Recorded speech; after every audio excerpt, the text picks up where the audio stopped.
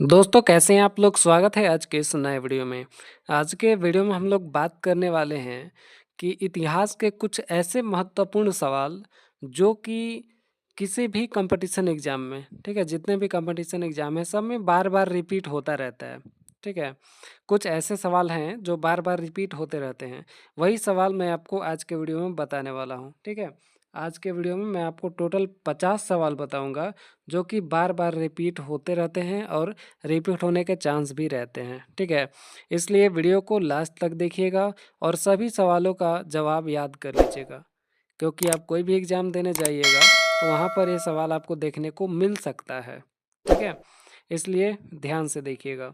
चलिए, शुरू करते हैं। देखिए, पहला सवाल है कि सिंधु घाटी सभ्यता की खोज किसने की? देखिए, सिंधु घाटी सभ्यता प्राचीन भारत की सिलेबस में आता है, ठीक है? प्राचीन भारत की भाग है और सिंधु घाटी सभ्यता से बहुत सारे सवाल आते हैं, ठीक है? जिसमें से ये बहुत इम्पोर्टेंट सवाल है, सिंधु घाटी सभ्यता की खोज किसने की? हर एग्जाम में पूछता है, ठीक है? तो इसका सही जवाब हो जाएगा दयाराम साहनी, ठीक है? सही जवाब होगा दयाराम साहनी, ठीक है? Option number B. Option B या सी ये मत याद रखिएगा, ठीक है? आप बस इसको याद रखिएगा, ठीक है? क्या लिखा हुआ है? दयाराम साहनी, ठीक है? क्योंकि ऑप्शन चेंज हो जाएगा सवाल में। चलिए, अगला है मोहनजोदड़ो का अर्थ क्या है? देखिए, मोहनजोदड़ो का अर्थ मतलब मोहनजोदड़ो का अर्थ होता है मृतकों का टीला, ठीक है? ऑप्शन ए मृतकों का टीला, मतलब मरे हुए जो लोग हैं, ठीक है? या मरे हुए जो जीव हैं उनका टीला, मतलब कि मरा जो पहाड़ बन जाता है ऐसे, सॉरी, मरे हुए जो जीवों का ऐसे पहाड़ बन जाता है ऐसे इस टाइप का, उसको बोलते हैं मृतकों का टीला, ठीक है? तो मोहनजोदड़ो का मतलब यही होता है। चलिए, अगला है सिंधु घाटी सभ्यता के लोग किस धातु से परिचित नहीं थे? देखिए, सवाल पर ध्यान दीजिएगा। यहाँ पे पूछ रहा है कि किस धातु से परिचित नहीं थे, नहीं लगा हुआ है, ठीक है? देखिए, वो लोग तांबा के बारे में जानते थे, कांसा, ठीक है, कांस्य के बारे में जानते थे, सोना के बारे में भी जानते थे, लेकिन लोहा के बारे में वो लोग नहीं जानते थे, ठीक है? ऑप्शन नंबर सी सही होगा, ठीक है? पूछा है नहीं ना कि मतलब किस धातु से परिचित नहीं थे, तो लोहा से परिचित नहीं थे वो लोग। चलिए, आगे बढ़ते हैं। ऋग्वेद में सर्वाधिक वर्णित नदी कौन सी है? तो ऋग्वेद में सबसे ज़्यादा वर्णित होने वाली नदी कौन सी है भाई? तो इसका सही जवाब हो जाएगा यहाँ पे सरस्वती, ठीक है? सरस्वती नदी। चलिए, अगला सवाल, बौद्ध धर्म के संस्थापक कौन थे? तो बौद्ध धर्म के संस्थापक थे गौतम बुद्ध, आप लोग तो जानते ही हैं, ठीक है? गौतम बुद्ध। चलिए, किस मौर्य शासक ने बौद्ध धर्म ग्रहण किया था? तो इसका सही जवाब हो जाएगा यहाँ पे अशोक, ठीक है? सही जवाब होगा अशोक। ये बौद्ध धर्म ग्रहण किया था, ठीक है? अशोक स्तंभ जो बनाए थे। अशोक के शिलालेख किस लिपि में लिखे गए हैं? तो अशोक के जो शिलालेख हैं वो लिखे गए हैं ब्राह्मी लिपि में, ठीक है? ब्राह्मी लिपि। चलिए, अच्छा, आज हम लोग कौन सा लिपि में लिखते हैं? हिंदी जो लिखते हैं वो देवनागरी लिपि का होता है, ठीक है? याद रखिएगा, हिंदी भाषा किस लिपि में लिखी जाती है? तो देवनागरी लिपि में लिखी जाती है, ठीक है? याद रखिएगा। चलिए, अगला है गुप्त काल को भारत का स्वर्ण युग किसने कहा? ठीक है, तो गुप्त काल को भारत का स्वर्ण युग किसने कहा था? तो इसका सही जवाब होगा विंसेंट स्मिथ ने, ठीक है? Vincent Smith. ये एक मतलब लिखने वाला सवाल जो मेंस एग्जाम होता है उसमें बहुत बार बार आता है कि गुप्त काल को स्वर्ण युग क्यों कहा जाता है, ठीक है? ये सवाल आता है।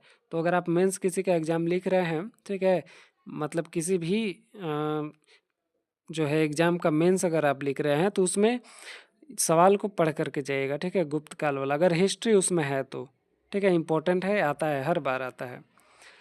हर्षवर्धन की राजधानी कहाँ थी? देखिए, हर्षवर्धन की राजधानी जो थी कन्नौज थी, ठीक है? कन्नौज। चलिए, हर्षवर्धन के दरबार में चीनी यात्री कौन आया था? तो इसका सही जवाब हो जाएगा हेन सांग, ठीक है? हेन सांग। चलिए, अब है मध्यकालीन भारत से सवाल। देखिए, ऊपर वाला प्राचीन भारत से था, ये मध्यकालीन भारत से है। देखिए, दिल्ली सल्तनत की स्थापना किसने की? दिल्ली सल्तनत की स्थापना किसने की? तो इसका सही जवाब हो जाएगा कुतुबुद्दीन ऐबक।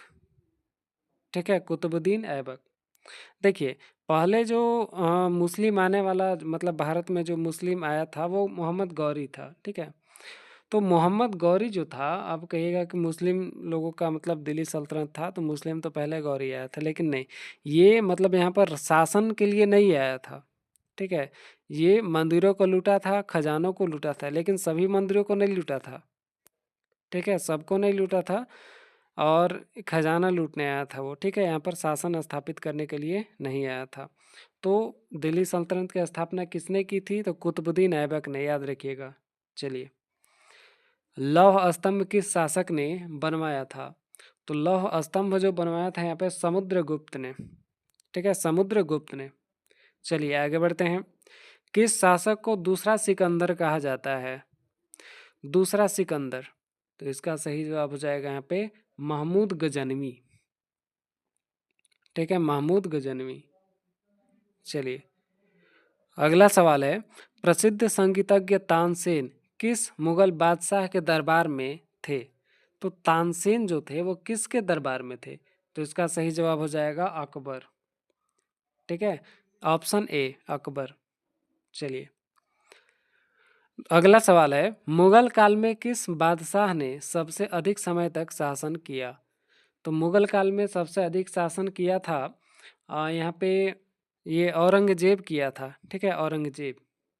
चलिए, हाँ, एक चीज़ शाहजहाँ है तो ये जान लीजिए। देखिए, ताजमहल किसने बनवाया था? तो शाहजहाँ ने। ठीक है, अपनी जो पत्नी है उसकी, मतलब शाहजहाँ की पत्नी नूरजहाँ के याद में। ठीक है, चलिए, ताजमहल का निर्माण किसने करवाया था? देखिए, सवाल भी आ गया। तो ताजमहल का निर्माण करवाया था शाहजहाँ ने। ठीक है, याद रखिएगा, शाहजहाँ। सिख धर्म के संस्थापक कौन थे?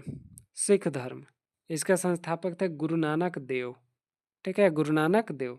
चलिए, आगे बढ़ते हैं। विजयनगर साम्राज्य की स्थापना किसने की? तो विजयनगर जब भी आ जाए, ठीक है, तो याद रखिएगा हरिहर और बुक्का ने किया था। ठीक है, स्थापना पूछा है। ठीक है, स्थापना हरिहर और बुक्का। चलिए, विजयनगर साम्राज्य की राजधानी क्या थी? तो विजयनगर की जो राजधानी थी हम्पी। ठीक है, हम्पी।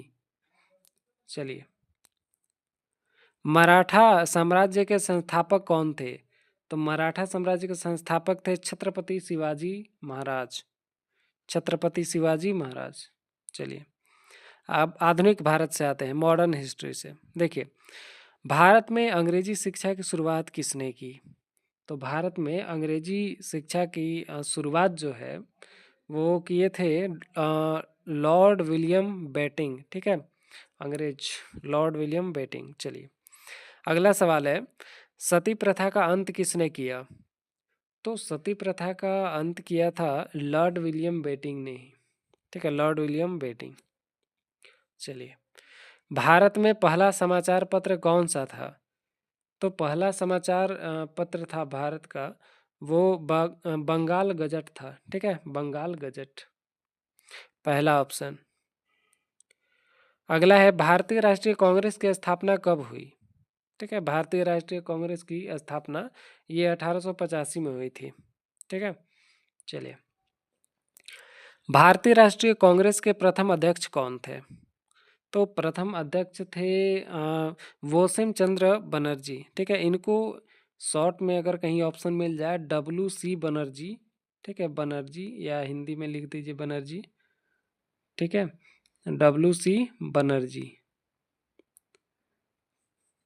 तो ये भी सही होगा। ठीक है, WC, शॉर्ट में इनको WC बनर्जी कहा जाता है, पूरा नाम है वोमेन चंद्र बनर्जी। चलिए, अगला है, भारतीय राष्ट्रीय कांग्रेस के प्रथम अध्यक्ष कौन थे? तो भारतीय राष्ट्रीय कांग्रेस के प्रथम अध्यक्ष थे WC बनर्जी। ठीक है, अभी मैंने आपको बताया है। ठीक है, WC बनर्जी। चलिए, स्वदेशी आंदोलन किस वर्ष शुरू हुआ? तो स्वदेशी आंदोलन शुरू हुआ था 1905 में। ठीक है, 1905। चलिए, भारत छोड़ो आंदोलन किस वर्ष शुरू हुआ? तो भारत छोड़ो आंदोलन शुरू हुआ था 1942 ईस्वी में। ठीक है, 1942 में। चलिए आगे बढ़ते हैं। तो भारत में जो पहला गोलमेज सम्मेलन हुआ था वो कब हुआ था? तो वो हुआ था 1930 में। ठीक है, पहला गोलमेज सम्मेलन। चलिए, इम्पोर्टेंट सवाल है। अगला है, भारत के विभाजन के समय भारत के गवर्नर जनरल कौन थे? ये भाई बहुत मतलब हिस्ट्री का डिमांडेड सवाल है, या क्या कहते हैं, मोस्ट फेवरेट। ठीक है, बहुत पूछता है।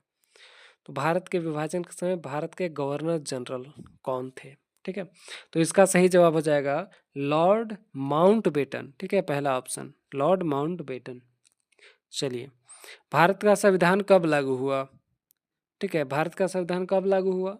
तो इसका सही जवाब हो जाएगा 26 जनवरी 1950 को। ठीक है, और जो, चलिए आगे बढ़ते हैं हम लोग। भारत के प्रथम राष्ट्रपति कौन थे? भारत के प्रथम राष्ट्रपति डॉक्टर राजेंद्र प्रसाद। ठीक है, याद रखिएगा, इम्पोर्टेंट सवाल है। अगले हैं भारत के प्रथम प्रधानमंत्री। तो आप लोग तो जानते ही हैं, प्रथम प्रधानमंत्री कौन थे? जवाहरलाल नेहरू। ठीक है, पंडित जवाहरलाल नेहरू। चलिए, भारत में किस दिन स्वतंत्रता दिवस मनाया जाता है? तो इसका सही जवाब है 15 अगस्त को। ठीक है, 15 अगस्त। और गणतंत्र दिवस कब मनाया जाता है? तो 26 जनवरी को। ठीक है, 26 जनवरी को गणतंत्र दिवस, गणतंत्र दिवस। और 15 अगस्त को स्वतंत्रता दिवस। ठीक है, भारत में किस दिन गणतंत्र दिवस मनाया जाता है? अब ये भी आ गया, देखिए 26 जनवरी। ठीक है, दूसरा ऑप्शन। चलिए, अब आते हैं जनरल नॉलेज से थोड़ा सा। भारत का राष्ट्रीय पशु कौन सा है? देखिए, भारत का राष्ट्रीय पशु जो है बाघ है। ठीक है, बाघ, बंगाल टाइगर। ठीक है, भारत का राष्ट्रीय पक्षी कौन सा है? तो भारत का राष्ट्रीय पक्षी जो है मोर है। ठीक है, मोर। चलिए, भारत का राष्ट्रीय वृक्ष कौन सा है? देखिए, भारत का राष्ट्रीय वृक्ष हो जाएगा यहाँ पे बरगद। ठीक है, बरगद का पेड़। भारत का राष्ट्रीय फल कौन सा है? तो भारत का राष्ट्रीय फल, यहाँ पे सही उत्तर हो जाएगा आम। ठीक है, आम को फलों का राजा भी कहा जाता है। ठीक है, आम को फलों का राजा, याद रखिएगा, कभी सवाल आएगा तो। ठीक है, चलिए, भारत का राष्ट्रीय खेल कौन सा है? तो भारत का राष्ट्रीय खेल यहाँ पे हो जाएगा हॉकी। ठीक है, हॉकी। लेकिन हॉकी कोई देखता है? बहुत कम लोग देखते हैं। ठीक है, अधिकतर लोग तो क्रिकेट के फैन हैं। ठीक है, क्रिकेट जहाँ शुरू हुआ नहीं कि टिकट पर टिकट खरीदने लगते हैं लोग। चलिए, भारत में सबसे लंबी नदी कौन सी है? ठीक है, भारत में सबसे लंबी नदी यहाँ पे सही उत्तर होगा ब्रह्मपुत्र। ठीक है, ब्रह्मपुत्र। पवित्र नदी किसको मानते हैं? गंगा को। ठीक है, याद रखिएगा। भारत में सबसे ऊंची चोटी कौन सी है? तो भारत में सबसे ऊंची चोटी है कंचनजंगा। ठीक है, केटू जिसको बोला जाता है, केटू। ठीक है, विश्व की माउंट एवरेस्ट। ठीक है, विश्व की सबसे ऊंची चोटी माउंट एवरेस्ट, और भारत की सबसे ऊंची चोटी कंचनजंगा। ठीक है, केटू पर्वत। चलिए आगे बढ़ते हैं। भारत में सबसे बड़ा राज्य कौन सा है? तो भारत में सबसे बड़ा राज्य है राजस्थान। ठीक है, राजस्थान। चलिए, भारत में सबसे छोटा राज्य कौन सा है? तो सबसे छोटा तो जानते ही हैं, गोवा। ठीक है, गोवा। चलिए, भारत का सबसे अधिक जनसंख्या वाला राज्य कौन सा है? तो भारत में जानते हैं सबसे अधिक जनसंख्या वाला राज्य है यूपी। ठीक है, सबसे अधिक यूपी। चलिए, भारत की मुद्रा क्या है भाई? इतना मतलब आसान सवाल है लेकिन इम्पोर्टेंट है। भारत की मुद्रा है रुपया। ठीक है, रुपया। चलिए आगे बढ़ते हैं। भारत का राष्ट्रगान या राष्ट्रीय गान जिसको बोलते हैं, ठीक है, तो राष्ट्रीय गान कहें तो कौन हो जाएगा? मतलब कि राष्ट्रीय गान, ठीक है, इसको राष्ट्रीय बाय मिस्टेक हो गया है, इसको जो है ना राष्ट्रगान होना चाहिए। ठीक है, राष्ट्रगान। तो भारत का राष्ट्रगान कौन सा है? तो इसका सही जवाब हो जाएगा जन गण मन। ठीक है, जन गण मन। बोलते हैं ना, जन गण मन अधिनायक जय हे भारत भाग्य विधाता। ठीक है, वही राष्ट्रगान है। और राष्ट्रीय गीत हो जाएगा वंदे मातरम। ठीक है, राष्ट्रगान को लिखा किसने था? राष्ट्रगान को लिखा किसने? तो याद रखिएगा, रविंद्रनाथ टैगोर।